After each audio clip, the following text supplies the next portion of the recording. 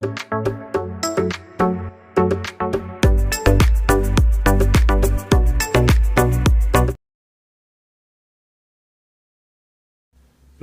ഏവർക്കും study Nifty മലയാളത്തിന്റെ daily market ന്യൂസിലേക്ക് സ്വാഗതം. ഇന്ന് നവംബർ 27 വ്യാഴാഴ്ചയാണ്. ആദ്യം ഇന്നലത്തെ ഇന്ത്യൻ വിപണിയെക്കുറിച്ച് പറയാം. പ്രധാനപ്പെട്ട സൂചികകളെല്ലാം ഉയർന്നാണ് ക്ലോസ് ചെയ്തിട്ടുള്ളത്. 3 ദിവസത്തെ നഷ്ടത്തിന് ശേഷം ഇന്നലെ ബാങ്ക് നിഫ്റ്റി എക്കാലത്തെയും ഉയർന്ന നിലയിലെത്തി.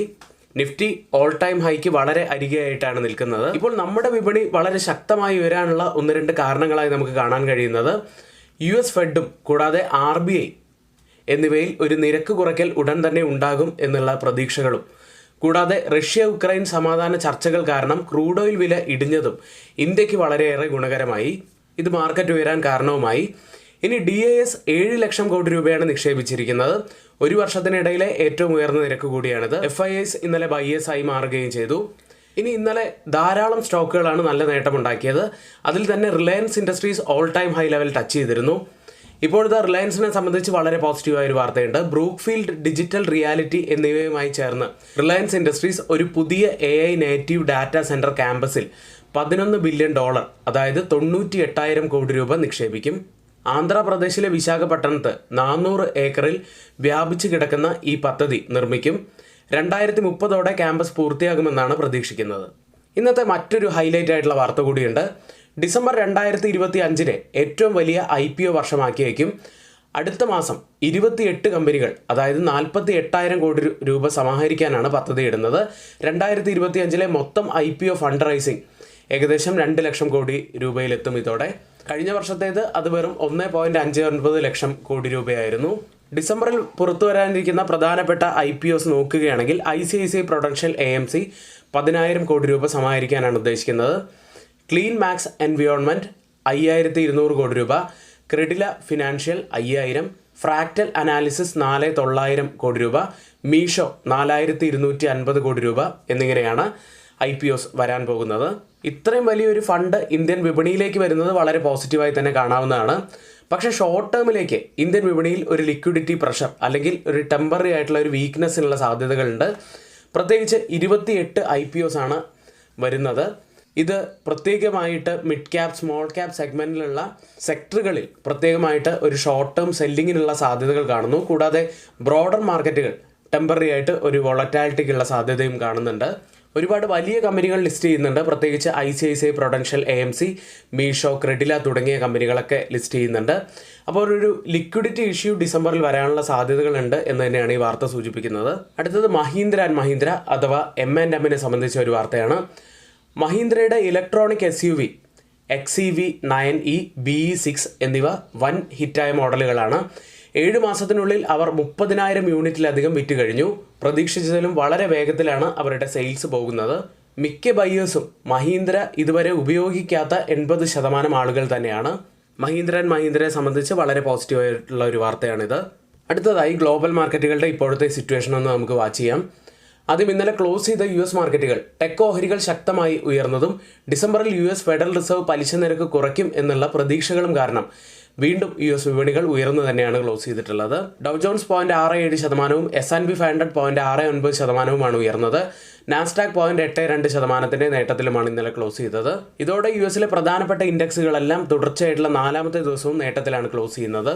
ഇന്നലെ കൂടുതൽ നേട്ടമുണ്ടാക്കിയ സെക്ടർ നോക്കുകയാണെങ്കിൽ എയർലൈൻ സെക്ടർ ഇന്നലെ നല്ല നേട്ടമുണ്ടാക്കിയിരുന്നു. ഏകദേശം 3% മുകളിൽ ഉയർന്നു. കൂടാതെ 11 സെക്ടറുകളിൽ യൂട്ടിലിറ്റീസ് ആണ് കൂടുതൽ നേട്ടമുണ്ടാക്കിയത്.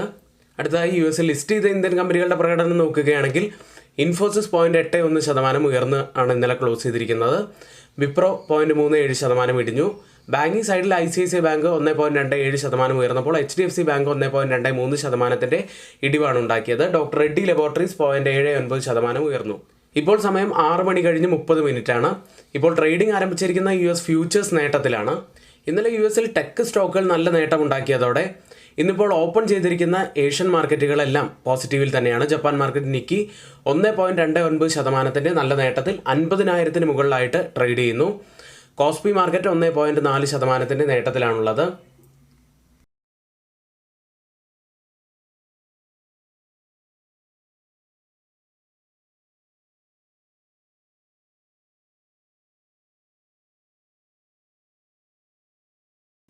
ഇന്നത്തെ ഏറ്റവും ടോപ്പായിട്ടുള്ള കുറച്ച് കാര്യങ്ങളാണ് നമ്മളിവിടെ പറഞ്ഞു പോയിരിക്കുന്നത്.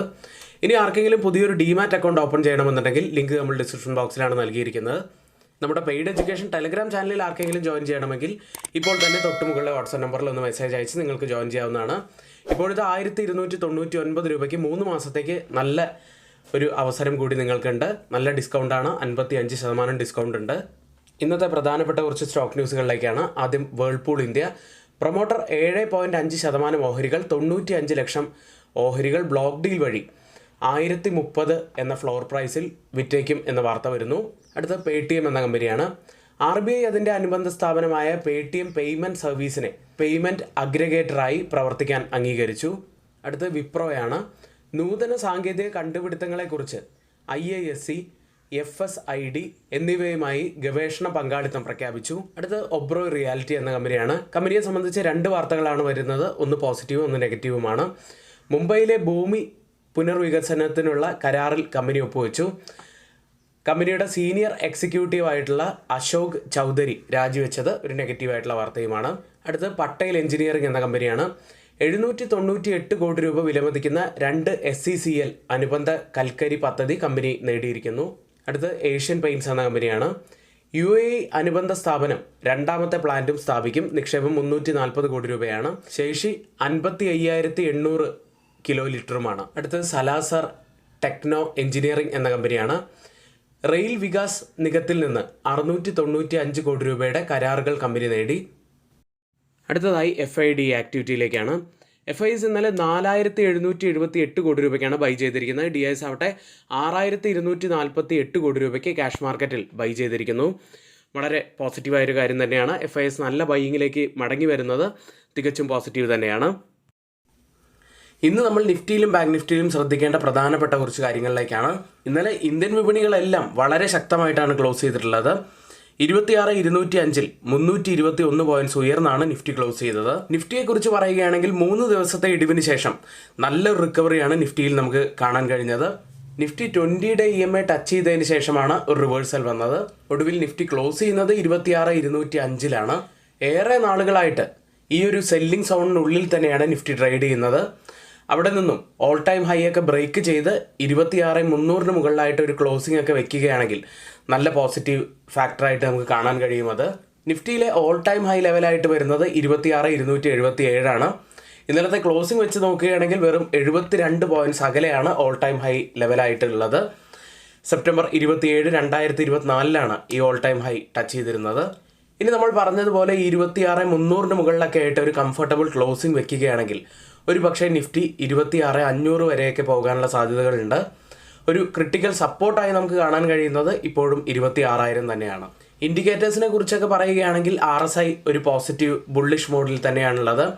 MACD ഒരു പോസിറ്റീവ് ക്രോസ് ഓവർ കാണിക്കുന്നു. നിഫ്റ്റിയിൽ ഇന്നലെ ഫോമായ ക്യാൻഡിലിനെ കുറിച്ച് സംസാരിക്കുകയാണെങ്കിൽ കഴിഞ്ഞ 4 ദിവസമായിട്ട് നിഫ്റ്റിയിൽ ഉണ്ടായ ആ ഒരു ക്യാൻഡിലിനെ എൻഗൾഫ് ചെയ്യുന്ന വളരെ ശക്തമായിട്ടുള്ള ഒരു ക്യാൻഡിലായിരുന്നു ഇന്നലെ നമുക്ക് ഫോമായിട്ടുള്ളത്.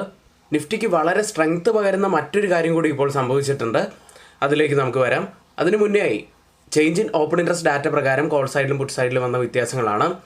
26,200 സ്ട്രൈക്കിൽ 482% വർധനവാണ് പുട്ട് സൈഡിൽ കാണുന്നത്. ലോങ് ബിൽഡപ്പാണ്. എന്നാൽ കോൾ സൈഡിൽ 12% വർധനവ്, ഒരു ഷോർട്ട് ബിൽഡപ്പ് കാണാം. 26,150 സ്ട്രൈക്കിൽ 818% വർധനവാണ് പുട്ട് സൈഡിൽ കാണുന്നത്. ലോങ് ബിൽഡപ്പാണ്. കോൾ സൈഡിൽ 9% വർധനവ്, ഒരു ഷോർട്ട് ബിൽഡപ്പാണ് കാണുന്നത്. 26,250 സ്ട്രൈക്കിൽ 701% വർധനവ് പുട്ട് സൈഡിൽ ലോങ് ബിൽഡപ്പ് തന്നെ. കോൾ സൈഡിൽ 42% വർധനവ്, ഒരു ഷോർട്ട് ബിൽഡപ്പ് കാണാം. ഈ 3 സ്ട്രൈക്കും കമ്പയർ ചെയ്യുമ്പോൾ മാർക്കറ്റിനെ മുകളിലേക്ക് കൊണ്ടുപോകാൻ കഴിവുള്ള പുട്ട് സെല്ലേഴ്സ് നല്ല ശക്തിയോടെ നിൽക്കുന്നു എന്നാണ് കാണുന്നത്. ബാങ്ക് നിഫ്റ്റിയിലേക്ക് 59,528-ൽ 708 പോയിന്റ്സ് ഉയർന്നാണ് ബാങ്ക് നിഫ്റ്റി ക്ലോസ് ചെയ്യുന്നത്. നിഫ്റ്റിയെ സംബന്ധിച്ച് മറ്റൊരു പോസിറ്റീവായിട്ടുള്ള കാര്യം കൂടി നടന്നത് എന്താണെന്ന് വെച്ചാൽ ബാങ്ക് നിഫ്റ്റിയിൽ അപ്സൈഡിലെ ആ ഒരു റെസിസ്റ്റൻറ്റ് ട്രെൻഡ് ലൈനിൽ നിന്നും ഒരു ബ്രേക്കൗട്ട് ഇപ്പോൾ ലഭിച്ചിട്ടുണ്ട്. ആ ഒരു ബ്രേക്കൗട്ട് സസ്റ്റെയിൻ ചെയ്യുകയാണെങ്കിൽ ബാങ്ക് നിഫ്റ്റി കൂടുതൽ ഉയരങ്ങളിലേക്ക് എത്തും. ബാങ്ക് നിഫ്റ്റിയിൽ ഇപ്പോഴത്തെ ഓൾ ടൈം ഹൈ ആയിട്ട് ഇന്നലെ രേഖപ്പെടുത്തിയത് 59,555-ആണ്. ഒരു റെസിസ്റ്റൻസ് ആവാൻ സാധ്യതയുള്ളത് സൈക്കോളജിക്കൽ ലെവലായിട്ടുള്ള അപ്പ് സൈഡിലെ 60,000 തന്നെയാണ്. ഡൗൺ സൈഡിൽ 59,200 ഒരു സപ്പോർട്ട് സോൺ ആവാനും സാധ്യതയുണ്ട്. അതിനുശേഷം 58,800 ഒരു സപ്പോർട്ട് ആവാനുള്ള സാധ്യതയാണുള്ളത്. മന്ത്ലി ഓപ്പൺ ഇൻട്രസ്റ്റ് ഡാറ്റ പ്രകാരം റെസിസ്റ്റൻസ് ആവാൻ സാധ്യതയുള്ളത് 60,000-ഉം സപ്പോർട്ട് ആവാൻ സാധ്യതയുള്ളത് 59,000-ഉമാണ്. ഇന്നിവിടെ നമ്മൾ പറഞ്ഞ എല്ലാ കാര്യങ്ങളും ഏറ്റവും ഓതറൈസ്ഡ് ആയിട്ടുള്ള സൈറ്റുകളായ Moneycontrol, Mint, Reuters, CNBC, Financial Express തുടങ്ങിയ മാധ്യമങ്ങളിൽ നിന്നാണ് എടുത്തിരിക്കുന്നത്. മറ്റുള്ളവയെല്ലാം നമ്മുടെ വ്യൂസ് മാത്രമാണ്, ഒരിക്കലും ആ റെക്കമെൻഡേഷൻ അല്ല. നിങ്ങളുടെ എഡ്യൂക്കേഷണൽ പർപ്പസിന് വേണ്ടി മാത്രമാണ് ഷെയർ ചെയ്യുന്നത്. ഇനി ആർക്കെങ്കിലും പുതിയൊരു ഡിമാറ്റ് അക്കൗണ്ട് ഓപ്പൺ ചെയ്യണമെന്നുണ്ടെങ്കിൽ ലിങ്ക് നമ്മൾ ഡിസ്ക്രിപ്ഷൻ ബോക്സിലാണ് നൽകിയിരിക്കുന്നത്.